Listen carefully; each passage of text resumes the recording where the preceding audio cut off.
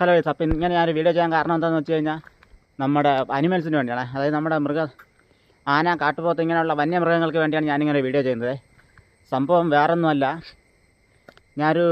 എൻ്റെ ഒരു മനസ്സിൽ തോന്നിയ ഐഡിയ ആണ്. ഞാൻ ഇത്തരം കാര്യങ്ങൾ ഞാൻ ഇങ്ങനെ എനിക്ക് ഒരുപാട് ഐഡിയകളുണ്ട്. അതൊന്നും ഞാൻ പിന്നെ പറയാത്തതെന്ന് വെച്ച് കഴിഞ്ഞാൽ, ഞാൻ എന്തെങ്കിലും ഒരു വിഷയം എൻ്റെ വായിൽ നിന്ന് സംസാരിച്ച് കഴിഞ്ഞാൽ അത് പിന്നെ ഏറ്റ വിഷയമാവും. എന്തെങ്കിലും ഒരു വാക്ക് പറഞ്ഞു കഴിഞ്ഞാൽ, അങ്ങനെ അല്ലെങ്കിൽ ചിലപ്പോൾ നമ്മുടെ പോലീസിൻ്റെ ഭാഗത്ത് നിന്ന് ഇങ്ങനെയൊക്കെയുള്ള കേസുകൾ വരാൻ ഭയങ്കര ചാൻസ് ഉണ്ട്. അതുകൊണ്ടാണ് ഞാൻ പിന്നെ ഇങ്ങനെ വീഡിയോ ഒന്നും ചെയ്യാത്തത്. എന്നാലും ഞാൻ പിന്നെയും വേണ്ടെന്ന് പറഞ്ഞിരുന്നാലും ഇങ്ങനെ ഒരു വീഡിയോ ചെയ്യാൻ കരുതി വീണ്ടും എൻ്റെ സാഹചര്യങ്ങൾ എന്നെ അങ്ങ് പ്രോത്സാഹിപ്പിക്കുകയാണ് സുഹൃത്തുക്കളെ.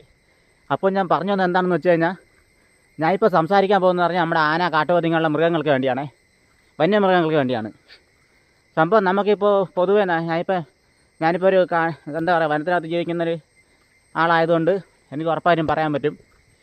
സംഭവം നമുക്കിപ്പോൾ 2 വകുപ്പുണ്ട്. ഒന്ന് ഫോറസ്റ്റ് വകുപ്പ്, വനം വകുപ്പ്.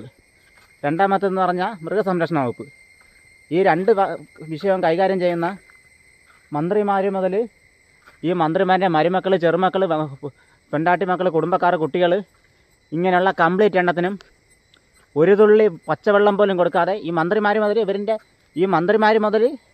ഇവരുടെ കീഴിൽ പണിയെടുക്കുന്ന വാച്ചർമാർ വരെ ഇവരുടെ ഒരു ജനറേഷൻ, അതായത് ഒരു ബന്ധുക്കൾക്ക് പോലും ഒരു തുള്ളി പച്ചവെള്ളം കൊടുക്കാതെ ഒരാഴ്ചയെങ്കിലും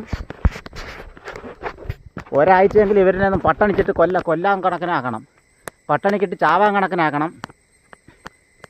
എങ്കിലേ ഇവരൊക്കെ കുറേ കാര്യങ്ങൾ പഠിക്കുള്ളൂ. സംഭവം വേറൊന്നുമല്ല, ഞങ്ങളാണ് മറ്റേ ഉണ്ടാക്കിയതെന്ന് പറഞ്ഞിട്ട് വലിയ പൊക്കി പിടിച്ചുകൊണ്ട് നടക്കുന്ന 2 വകുപ്പാണ് വനം വകുപ്പും മൃഗസംരക്ഷണ വകുപ്പും.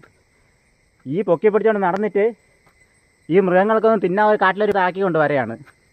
ഇപ്പോൾ കാണിക്കാർക്കെന്ന് പറഞ്ഞാൽ നേരെ പെരയിൽ പോലും കിടന്നുറങ്ങാൻ പറ്റാതെ പെരയിൽ പോലും കിടന്നുറങ്ങാൻ നിവർത്തില്ലാതായിക്കൊണ്ട് വരെയാണ്.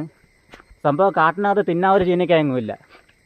അപ്പോൾ നോക്കുമ്പോൾ വിളയിൽ കുറേ പച്ചപ്പൊക്കെ ഉണ്ട്, നമ്മുടെ വിളയിനകത്ത് പച്ചപ്പൊക്കെ. അങ്ങനെ എല്ലാം കൂടി ഒന്ന് വിളയിൽ കയറി ഇല്ലാതായി കളയും. ഇതെന്ന് പറഞ്ഞിട്ട് ഇതിന് വേണ്ടി നമുക്ക് നഷ്ടപരിഹാരം വല്ലതും ചോദിച്ചു കഴിഞ്ഞാൽ അതൊന്നും തരാനുള്ള മനസ്സൊന്നും സാധാരണ ഇപ്പോഴത്തെ നമ്മുടെ ഈ ജനങ്ങൾക്കില്ല, ജനപ്രതിനിധികൾക്കില്ല, മന്ത്രിമാർക്കൊന്നുമില്ല.